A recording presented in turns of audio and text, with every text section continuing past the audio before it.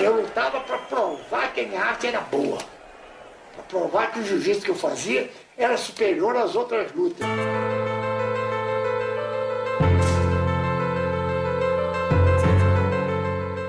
Nos anos 30, o esporte brasileiro tinha um só ídolo, o lutador Hélio Gracie.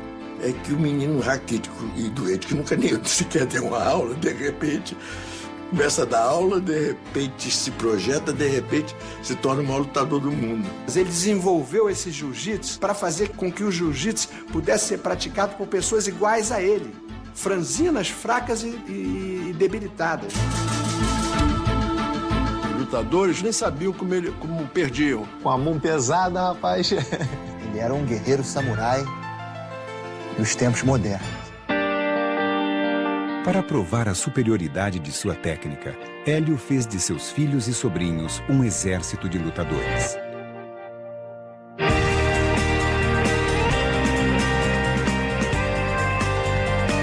Não existe uma família com tantos anos, formando tantos campeões, fazendo uma mesma arte. Não existe. Se eu sou Gracie, eu estou pronto para representar a bandeira. Se eu sou Gracie, eu não acredito que outra arte marcial possa me vencer. Hélio Gracie foi um homem determinado e polêmico. Nós, Gracie, se não somos odiados, somos mal queridos por milhões e milhões de pessoas. Só a invencibilidade do sujeito já bota um cara antipático. Ele veio para cá com a missão e cumpriu a missão de uma maneira muito honrosa e, por isso, protegida também. É sangue, suor e lágrimas. É isso que foi a vida do meu pai. Não tem outra história.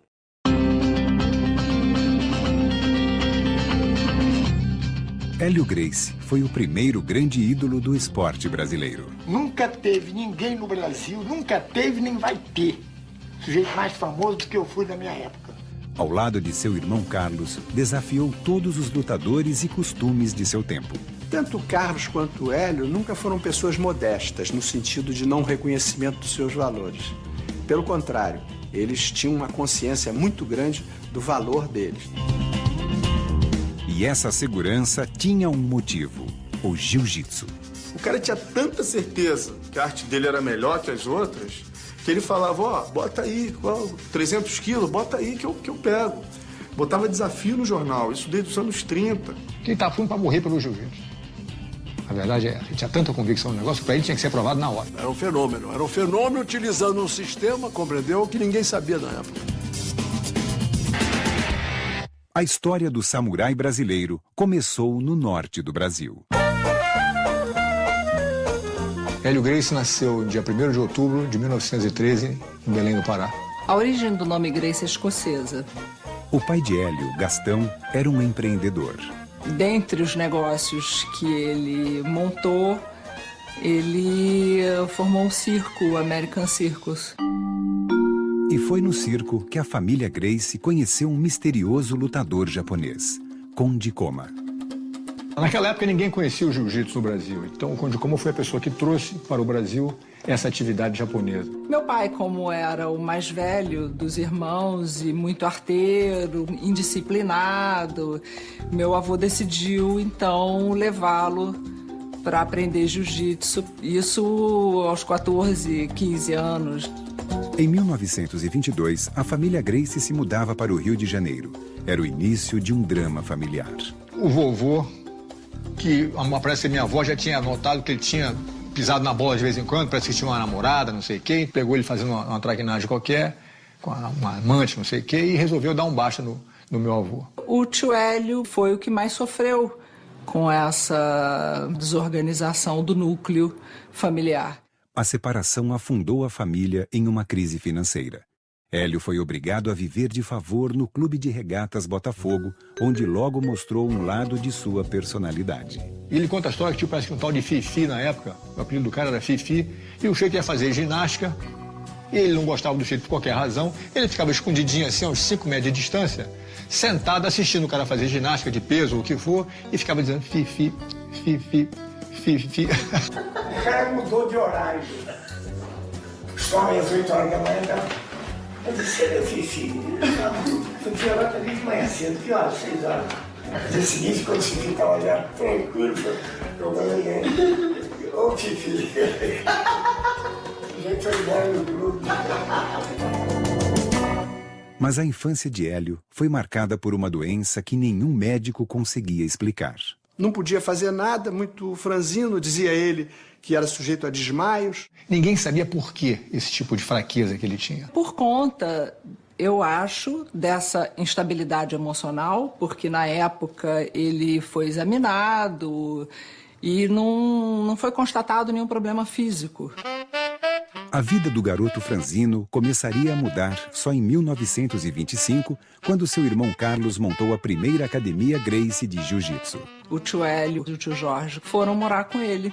E praticamente, a partir desse momento, ele passou a ser o pai dos 2 irmãos menores. O jiu-jitsu era uma novidade no Brasil. E para conseguir alunos, Carlos adotou uma estratégia ousada.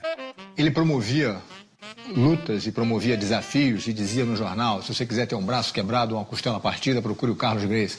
Qual era a maneira que ele tinha de provar? Confronto real. Desafiando os maiores capoeiristas e boxeadores, os irmãos Gracie logo viraram celebridades no Rio de Janeiro. Mas Hélio ficava sempre de fora. O Hélio não dava aula porque o Hélio era muito franzino e doente. Ele não dava aula. Ele vai ficar de olho. Assistindo aquele negócio todo dia, acabou aprendendo, decorando esse negócio. E um dia, ele conta essa história é notória, o Carlos se atrasou, não pôde dar aula. Papai ofereceu-se a dar aula ao aluno. Olha, meus irmãos não estão aqui, se o senhor quiser eu dou aula. E o sujeito chegou para o Carlos, quando o Carlos voltou, disse para o Carlos: olha, agora eu quero tomar aula com ele, com o Hélio Gracie. Foi aí que o Hélio começou a entrar no jiu-jitsu.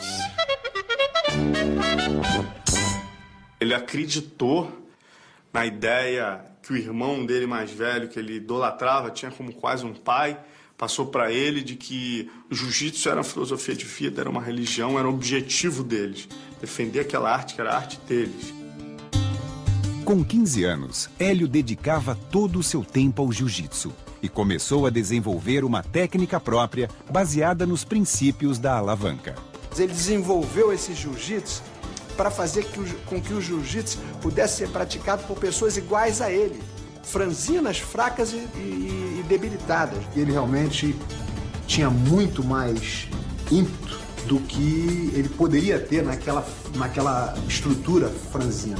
Ele era um homem que não apresentava nenhum sinal de fraqueza, apesar de saber que ele era um homem fraco. Mas Hélio teria que lutar muito para achar seu espaço no clã.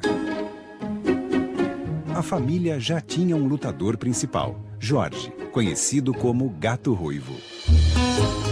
Louro, cabelo assim meio avermelhado e tal, de olho azul, cara boa pinta e tal. E era um grande lutador, mas gostava de celebrar, de fazer festa. Ele acabou se rebelando e não querendo ficar ali, se submetendo às regras e à orientação do meu pai 100%. Era a chance de Hélio. E para isso, ele transformou o jiu-jitsu em uma nova modalidade, o Gracie Jiu-Jitsu. E ele então desenvolveu um jiu-jitsu muito mais minucioso e muito mais favorável ao fraco ganhar do mais forte. Porque o marketing Gracie sempre foi o magrinho vencer o forte.